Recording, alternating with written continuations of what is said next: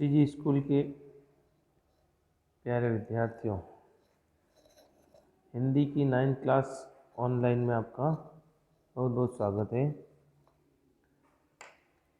पद्यखंड का हम अंतिम पाठ बच्चे काम पर जा रहे हैं पढ़ रहे थे। उसका आधा पाठ पढ़ लिया, आधी कविता पढ़ ली है फर्स्ट पार्ट। सेकंड पार्ट में हम पढ़ेंगे आधा, जिसमें बताया कवि ने कि बच्चों को, राजेश जोशी कहते हैं कि बच्चों को काम पर क्यों जाना पड़ रहा है। बाल श्रम से जूझते हुए बचपन पर लिखी गई ये कविता है, जिसमें शहरों में जीने वाले बच्चों की अवस्था को बताया कि कैसे वह काम करने के लिए मजबूर हैं और अपने जीवन, अपनी गरीबी को, कहने को तो उनके सर्व शिक्षा अभियान या सरकार की तरफ से सभी पढ़ने की सुविधा और कपड़े और खाना और सब दिया जा रहा है, लेकिन इन सभी के सामने ये बच्चे मजबूर होते हुए काम करना पड़ रहा है। तो ये सभी एक इनके सामने प्रश्न चिन्ह है। तो इसको एक विवरण की तरह लिखा जाना चाहिए। कवि कहता है कि ये एक विवरण की तरह नहीं लिखा जाके प्रश्न की तरह लिखना चाहिए। इसमें बताया है। तो हमने आधा पाठ पढ़ा था, आधा हम उसको और विशेष अच्छे शब्दार्थ सहित और इसकी व्याख्या करते हुए समझेंगे। तो शुरू से मैंने समझा दिया था, फिर भी इसको सरसरी निगाह से देख लेते हैं। कोहरे से ढकी सड़क पर बच्चे काम पर जा रहे हैं। कोहरा है, ठंड है, मौसम विपरीत है, भीषण ठंडी है। ऐसे समय में भी बच्चे काम पर जा रहे हैं। हमारे समय की सबसे भयानक पंक्ति है। भयावह इसलिए है कि डरावनी है। एक तरह से इसको समझना चाहिए कि बच्चों को ऐसी स्थिति में भी काम में जाना पड़ रही है। भयानक पंक्ति है। भयानक इसे विवरण की तरह लिखा जाना चाहिए। भयानक है, डरावनी, इसलिए विवरण की तरह नहीं लिखा जाना चाहिए। इसे लिखा जाना चाहिए सवाल की तरह। इसके एक प्रश्न है। ये प्रश्न किस विवरण होता है तो हम एकदम से उसको पढ़ लेते हैं, सुन लेते हैं और सुना अनसुना कर लेते हैं। सुना उस पर गहराई से विचार नहीं करते, चिंतन नहीं करते हैं। और जब प्रश्न होता है तो हमारे दिमाग को खोलता है। प्रश्न की तरह पूछा जाना चाहिए जिसका उत्तर की अपेक्षा हो और उसके समाधान के लिए खोजें हम कि ये प्रश्न है हमारे सामने, ये एक ज्वलंत प्रश्न है जिसको हमारा समाधान करना चाहिए कि बच्चे काम पे क्यों जा रहे हैं। काम पे क्यों जा रहे हैं बच्चे, इसका क्या कारण है? क्या अंतरिक्ष में गिर गई सारी गेंदें? क्या सभी गेंदें जो हैं, जो खेलने के उपकरण हैं, बच्चों के खिलौने हैं, गेंदों से यहाँ सब कुछ खेलने की चीज़ें, वो अंतरिक्ष में चली गई है? क्या अंतरिक्ष में ऊपर हवा में उड़ गई है और आसमान निगल गया है? क्या दीमकों ने खा लिया है? या जो भी खेल की सामग्री है, किताबें हैं, क्या दीमकों ने खा ली सारी रंग बिरंगी किताबें? और जो किताबें पढ़ने के लिए बच्चों के लिए इतनी तरह तरह की रंगीन फलों से, शब्दों से और कहानियों से, ऐसी उनके मनोरंजन से भरपूर ऐसी किताबें होती हैं, वो सब दीमक खा गई क्या? दीमक के छोटा जो कीड़ा होता है वो उसको चट कर जाता है। तो ऐसी सब किताबें क्या दीमक खा गई? उनके लिए पढ़ने के लिए है ही नहीं, बची नहीं क्या? काले पहाड़ के नीचे दब गए सारे खिलौने। और क्या ऐसा भूथा या काला पहाड़ जिसको कहते हैं, ऐसी शोषण और भयानक अंधकार की व्यवस्था, शासन व्यवस्था, तो ऐसी काले पहाड़ के अंदर ऐसी सब किताबें और सब खिलौने वो निगल गया क्या, दब गया है क्या? क्या भूकंप से ढह गई सारी मदरसों की इमारतें? तो क्या ऐसा भूकंप आ गया है क्या, भूचाल आ गया है क्या, जिससे सभी जितनी बड़ी बड़ी किताबें हैं वो सब बड़ी बड़ी मंजिलें हैं, जो मदरसे कहते हैं उर्दू में स्कूल को, तो स्कूल के भवन की जो बिल्डिंग्स हैं, जो इमारतें हैं, वो ढह गई है और बिल्कुल समाप्त हो गई है, जिससे बच्चों को काम पे जाना पड़ रहा है। आपको पढ़ने की जगह नहीं बची है।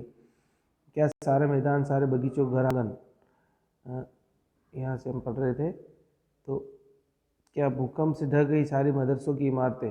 क्या बड़ा भूकंप आया है? क्या सारे मैदान, सारे बगीचे और घरों के आंगन खत्म हो गए हैं एकाएक, जिसके कारण से बच्चों को काम पे जाना पड़ रहा है? क्या सारे मैदान, सारे बगीचे, सारे घरों के आंगन खत्म हो गए एकाएक? तो जो मैदान होते हैं खेलने के लिए बच्चों के लिए, और बगीचे होते हैं, घर और आंगन होते हैं जहाँ पे बच्चे किलकारी मारते हैं, घूमते हैं, खेलते हैं, तो ऐसी सभी जगह तो बच्चों के खेलने के मैदान, बगीचे जहाँ पे वो मनोरंजन की झूले होते हैं, रिपस पट्टी होती है उन पर, हाथी घोड़े और ऐसी चीज़ें होती है जहाँ पर उनको देखते हैं बगीचों में।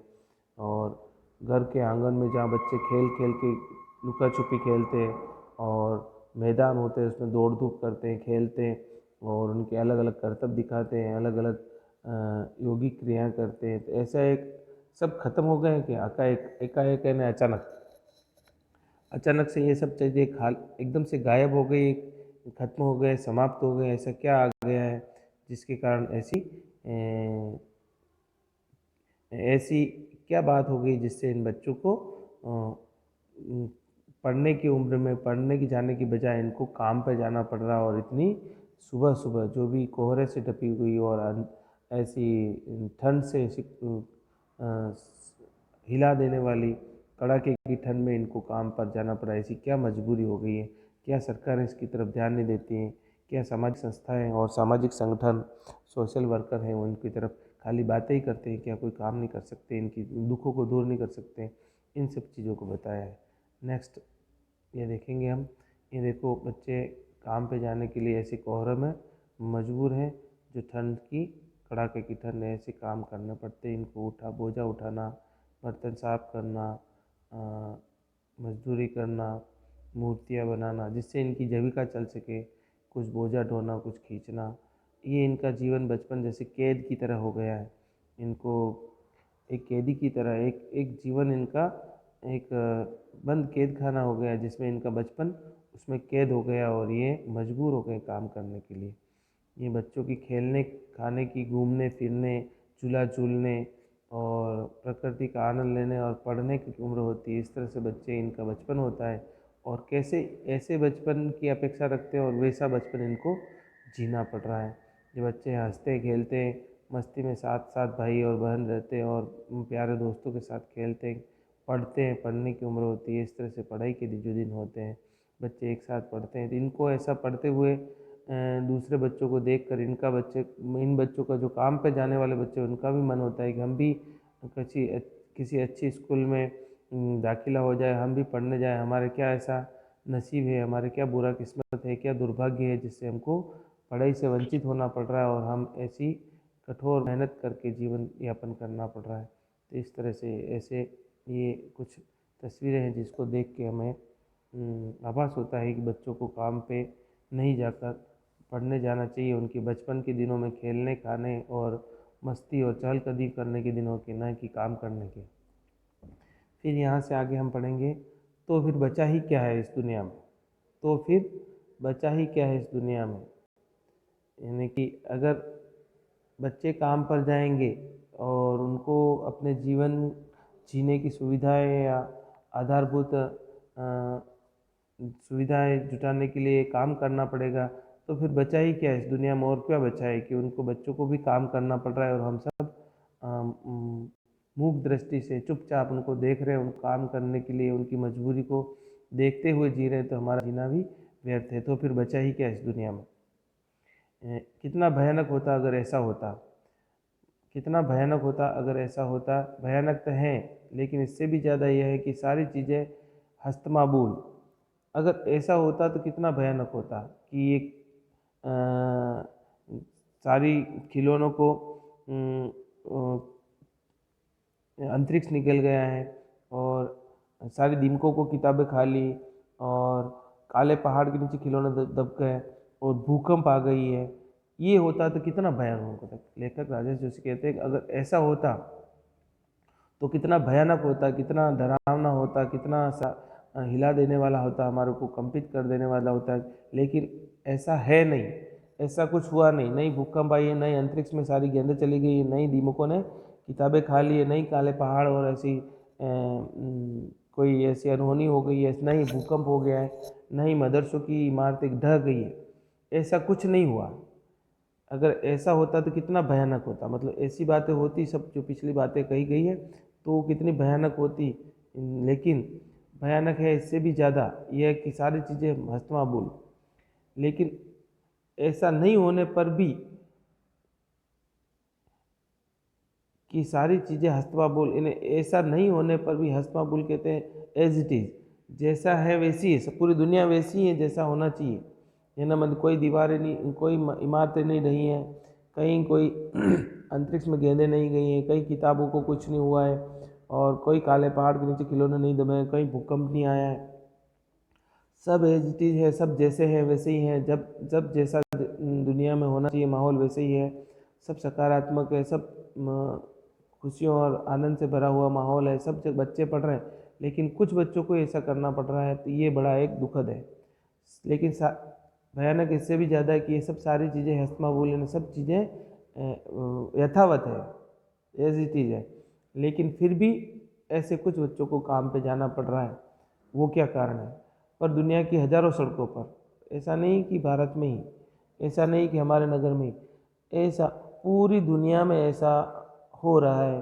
और पूरी दुनिया में गरीब बच्चों को, अनाथ बच्चों को, या ऐसे जो जिनके पास कोई सहारा नहीं है, ऐसे बच्चों को, ऐसी पूरी दुनिया में हज़ारों सड़कों पर, और ऐसे छोटे छोटे बच्चों को काम पर जा रहे हैं, उनको जाना पड़ रहा है, और वो छोटे छोटे बच्चे काम पर जा रहे हैं और उनका जीवन चला रहे थे। ये एक बहुत बड़ा दुखद और हिला देने वाली बात है कि ऐसे जो संसार में खेलने कूदने के लिए सारी चीज़ें जो कि तो हैं, फिर भी बच्चे इस वंचित हैं। और इस संसार के हज़ारों सड़कों पर छोटे मोटे काम करने के लिए, रोज़ाना अपनी जीविकोपार्जन के लिए हम गरीब, विश्व की गरीब देशों की समस्याएं, अपनी पूरे विश्व में ऐसी कितने ही जो अमीर देश हैं वहाँ पर भी ऐसा होता है। उनको लज्जा की बात है, जो विकसित देश कहते हैं अपने आप को, विकासशील देश, और गरीब देशों की बात तो छोड़ो, जो विकसित और समृद्ध देश कहे जाते हैं उनके बच्चों को भी काम पे जाना पड़ रहा है। ऐसी दुखद घटनाएं वहाँ पर भी देखने को मिलती है। इस कारण बच्चों का सुखमय बचपन छिन रहा है, वे रोजाना काम पर जा रहे हैं। ये बाल मजदूरी की समस्या वास्तव में एक बहुत चिंता का विषय है। बाल श्रम का एक अभिशाप है जो इन बच्चों को करना पड़ रहा है। बच्चे बहुत छोटे हैं और वो काम पे जा रहे हैं। ये एक अच्छी बात नहीं है, ये समाज के लिए एक अच्छा संकेत नहीं है, और यह न ही बच्चों के भविष्य के लिए अच्छा है। क्योंकि जब बच्चा बचपन होता है तो एक बार जीवन में वो खुशी से, आनंद से, निश्चिंत होकर, एक उम्र ऐसी होती है जब वो जीता है। अगर उसी उम्र में भी वो उस जीवन को नहीं जीता है तो फिर उसके लिए आने वाली समस्याएं तो जीवन भर उसको झेलनी है। उससे पहले ही वह उन समस्याओं से ग्रसित हो जाता है तो उनका बचपन चला जाता है, जो कि एक बहुत ही जीवन का अहम पड़ाव होता है, जहाँ पर वह अपनी खुशियों और अपनी इच्छाओं को जी भर के जीता है, अपने माता पिता और परिवार के साथ बिना किसी परवाह किए, बेझिझक, बे रोक टोक और मस्ती से जो जीवन होता है, अल्लड़पन जो होता है, वो बचपना ही होता है। ऐसे बचपन के छिन जाने पर कवि बड़ा व्यथित है, दुखी है, और उसके साथ हमें भी ये सोचने के लिए मजबूर करता है कि क्या ऐसा हो रहा है तो ठीक है क्या, और इसका विरोध करना चाहिए और इसके समस्या का समाधान करना चाहिए। इन्हीं सब बातों से ये प्रेरित कविता थी। इसको हमने पढ़ा, समझा, और इसके प्रति हम सजग रहे और सावचेत भी रहे। और हमारा भी दायित्व बनता है कि हम ऐसी चीज़ों को समाज में, ऐसी जिनको कह सकते हैं कि ये दुखद स्थितियों से हमें जूझना चाहिए, सामना करना चाहिए, और बच्चों को जीवन की ऊंचाइयों को छूने के अवसर देना चाहिए। अब इसके प्रश्न उत्तर हैं, उसको समझेंगे। कविता की पहली दो पंक्तियों को पढ़ने तथा विचार करने से आपके मन में आपके मन मस्तिष्क में जो चित्र उभरते हैं उनको लिखकर व्यक्त कीजिए। तो कविता की जो पहली पंक्तियां हैं हमने पढ़ी, कोहरे से ढकी सड़क पर बच्चे काम पर जा रहे हैं सुबह सुबह। तो इस पे मन मस्तिष्क में जो चित्र उभरता है वह बड़ा चिंता करने वाला और करुणा से हृदय को द्रवित करने वाला है। करुणा इस बात को लेकर है कि जहाँ तो बच्चों को खेलने कूदने की और पढ़ने की अवस्था है, और इस स्थिति से वंचित होकर बच्चे अपने पेट की भूख मिटाने के लिए कड़ाके की सर्दी में बाल श्रमिक के रूप में मजदूरी करने जा रहे हैं और इनका शोषण हो रहा है। और चिंता का विषय इसलिए है कि इनकी मजबूरी, व्यवस्था और शोषण का जो चक्र दुनिया में चल रहा है वह कब तक समाप्त होगा। उन्हें संपन्न लोगों के बच्चों की तरह कब जीवन जीने का अवसर प्राप्त होगा। तो ये दोनों ही बात हमारे मन मस्तिष्क में आती हैं, जो चित्र उभरते हैं। ये प्रश्न पहला इसका आंसर होगा। और दूसरे का, हम कवि का मानना है कि बच्चों के काम पर जाने की भयानक बात को विवरण की तरह नहीं लिख के एक प्रश्न की तरह सवाल के रूप में पूछा जाना चाहिए। ये बात सही है, क्योंकि किसी बात को सामान्य जानकारी, सूचना या क्रमिक वर्णन को करने के लिए सरसरी दृष्टि से हम पढ़कर भुला देते हैं, अनसुना कर देते हैं, क्योंकि वो विवरण है, डिटेल है। लेकिन उसी चीज़ को हम अगर किसी प्रश्न की तरह पूछते हैं उसको, तो मन मस्तिष्क में हमारे छप जाता है। और प्रश्न की तरह पूछे जाने पर मन मस्तिष्क पर अलग अलग असर दिखाता है, और वह उसका प्रश्न का उत्तर चाहिए हमें, उत्तर के लिए हमें मस्तिष्क को सोचना पड़ता है, दिमाग को। इसलिए ऐसा पूछा जाना चाहिए कि बच्चे स्कूल न जाकर मजदूरी करने क्यों जा रहे हैं, इनके सामने ऐसी क्या व्यवस्था है, इन्हें बाल श्रम जैसे अपराध की तरफ क्यों धकेला जा रहा है। ऐसा प्रश्न करने पर समस्या को लेकर हम चिंतन करेंगे, समाधान खोजेंगे, और उन बच्चों के बचपन को बचाया जा सकेगा। तो ये दूसरे का आंसर। फिर तीसरे का, सुविधा और मनोरंजन के उपकरण से बच्चे वंचित क्यों है। सुविधा और मनोरंजन के उपकरणों से बच्चे वंचित क्यों हैं, वंचित इन्हें अछूते क्यों क्यों उनको ये सुविधाएं नहीं मिलती है। तो सुविधा और मनोरंजन के उपकरणों से बच्चे वंचित इसलिए हैं क्योंकि समाज में आर्थिक विषमता है, इकोनॉमिकल डिफरेंस है, अनबैलेंस है। कोई गरीब ज़्यादा है तो बहुत धनवान है, कोई बहुत गरीब है तो कोई बहुत ज़्यादा धनाढ्य है। तो गरीब बच्चों को ऐसे उपकरणों से वंचित रहना पड़ता है, ये एक सामान्य समस्या है। गरीब परिवारों में बच्चे काम पर जाकर कुछ कमा लेते हैं, जिससे परिवार का खर्च मुश्किल से चल जाता है, ये भी एक कारण होता है। इस सामाजिक समस्या के निवारण के लिए सरकार से या समाज के इतने पास साधन है, नहीं उपाय और नहीं इच्छा शक्ति है। इसलिए गरीब बच्चे इसी प्रकार बाल जीवन की सुख सुविधा से वंचित हो रहे हैं। कहने को सरकारें काम नहीं करती हैं और खाली बातें करती हैं, खाली नारे लगा देती है। इस तरह से ये काम इनके खातिर भी इनकी सुविधाएं इन बच्चों की सुविधाओं से वंचित है। क्वेश्चन 4, दिन प्रतिदिन के जीवन में हर कोई बच्चों को काम पर जाते देख रहा है। हम देखते हैं, फिर भी किसी को कुछ अटपटा नहीं लगता है। इस उदासीनता के क्या कारण हो सकते हैं। उदासीनता कहते हैं जिसके प्रति कोई एक्टिव न हो, उसके प्रति ढीलापन, उसकी तरफ ध्यान न दिया जाए। तो दिन प्रतिदिन बच्चों को जो काम पे जाते देख रहे हैं, उसके अनेक उदासीनता के अनेक कारण हो सकते हैं।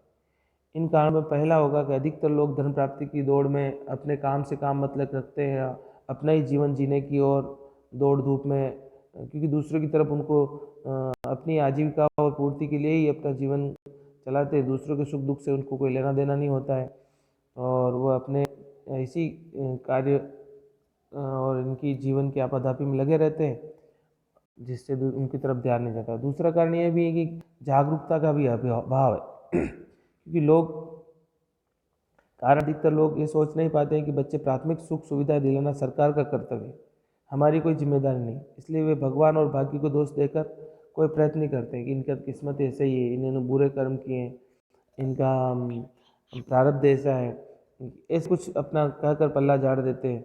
इसलिए भगवान और भाग्य को दोष देकर कोई प्रयत्न नहीं करते हैं। साथ ही लोगों की व्यवस्था भी है, वे केवल इतना सोच कर रह जाते हैं और अकेले कुछ कर नहीं पाते, क्योंकि उसके लिए बड़ा सामाजिक संगठन और उनकी ताकत चाहिए, या फिर उनका कोई सपोर्ट या सहारा नहीं मिलता, और सरकार का सकारात्मक रवैया नहीं मिलने से भी ये उदासीनता की ओर बात चली जाती है, या इसकी तरफ गंभीरता से नहीं लिया जाता है। और क्वेश्चन 5 है, आपने अपने शहर के बच्चों को कब कब और कहाँ कहाँ काम करते देखा। ये आप जानते ही, आप अपने शहर में रहते हो, आते जाते इधर उधर, तो आप देखते हो कि हम अपने शहर के बच्चों को अनेक स्थलों पर काम पे जाते देखते हैं। अधिकतर चाय ढाबों, चाय की दुकानों पर, बीड़ी माचिस अगरबत्ती आतिशबाजी के कारखानों में देखते हैं।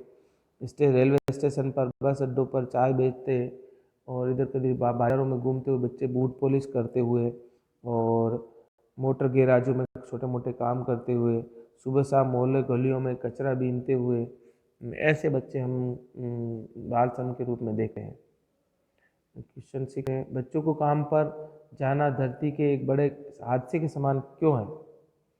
क्यों है बच्चों? क्योंकि बच्चों का काम पर जाना एक बड़े हादसे के समान है, क्योंकि उनकी जो उम्र है, उनका जो जीवन है, उनकी जो अभी दशा है, वो बचपना है, और बचपना खेलने कूदने और पढ़ने की होती है। इस अवस्था में गरीबी के कारण उन्हें अपने परिवार के पेट भूख मिटाने के लिए कहीं काम पर जाना पड़ता है। ये उनके साथ अन्याय है। उनका भविष्य अंधकार में चला जाता है और बचपन से ही अवसाद में चले जाते हैं। उनका बचपन में मजबूरी के कारण काम करना धरती के एक बड़े हादसे से कम नहीं है। ये एक हादसा ही है, एक बड़ी दुर्घटना है। रचना और अभिव्यक्ति के प्रश्न जो हैं उसमें हम देखेंगे तो काम पर जाते किसी बच्चे के स्थान पर आप अपने को रख कर आपको कैसा महसूस होता है? तो खुद को ही रखें कि मैं बच्चा हूँ, छोटा सा हूँ, और मैं बड़ा हूँ, लेकिन आप तो खुद बच्चे हैं। तो अपने आप को रखें कि मैं खुद काम पर जा रहा हूँ और मुझे काम करने पर क्या क्या मुसीबतें और क्या दिक्कत आ रही है, और मुझे करने पर क्या फीलिंग्स हो रही, क्या महसूस हो रहा है। तो ये मैं अपने आप को महसूस करता हुआ उसकी बात लिखना है। तो ये खुद की आपकी इमेजिनेशन है, कल्पना है, उसके द्वारा आप लिखेंगे, उसको सोचेंगे कि मैं काम पर जाने पर मुझे क्या दिक्कत होती है। ये खुद आप प्रश्न करें, क्या आपको महसूस होता है, इसकी आपको क्या विचार आते हैं इसके बारे में। इसके एक क्वेश्चन और क्वेश्चन इसमें है, कविता की पहली पंक्ति को पढ़ने के विचार करने आप मन मस्तिष्क में कौन से ये तो आपके विचार में बच्चों को काम पर क्यों नहीं भेजा जाना चाहिए, उन्हें काम करने के मौके मिलने चाहिए, उन्हें क्या करने के मौके मिलने चाहिए, उनको पढ़ने लिखने के होना चाहिए और उन्हें स्कूल भेजने के लिए भेजना चाहिए। माता पिता को चाहिए कि बच्चों को पढ़ा लिखा कर योग्य बनावें, उनके सुंदर भविष्य का निर्माण करें। बच्चों की उम्र होती है, कोमल भावनाएं होती है, कमज़ोर शरीर होता है, भावुक मन होता है, अतः उनके बचपन सुरक्षित आनंद से बनाने के लिए उन्हें पढ़ने लिखने के साथ खेलने कूदने का अवसर देना चाहिए। ऐसा करने से ही बच्चे के भविष्य श्रेष्ठ नागरिक बनेंगे और समाज देश की उन्नति में पूरा योगदान दे सकेंगे और उस विचारधारा उनकी विकसित होगी। ये के प्रश्न उत्तर थे। ये हमने बड़े सार गर्भित ढंग से हमने इसको सॉल्व किया है। इसमें कोई और नहीं आता है तो क्लास में पूछ सकते हैं और इसका समाधान लाइव क्लास में करेंगे। इसी के साथ आप स्वस्थ रहे, सुरक्षित रहे, माता पिता का कहना माने और अपने पढ़ाई पर पूरा ध्यान दें, और जो होमवर्क दिया जा रहा है, जो पाठ पढ़ा दिए गए हैं, उनको आप अच्छे ढंग से अच्छी राइटिंग में सुंदर लेखनी से काम करें, और जो प्रश्न बताए गए उनको पूरे अच्छे ढंग से सॉल्व करें। और जिनकी इस पाठ की और पिछले वाले पाठ की कविता की रामश्री और बच्चे काम पर जा रहे हैं, इसका पूरा आपको संदर्भ सप्रसंग व्याख्या करनी है। ये दोनों पाठ आप अच्छे व्याख्या करें, पूरे करें। धन्यवाद।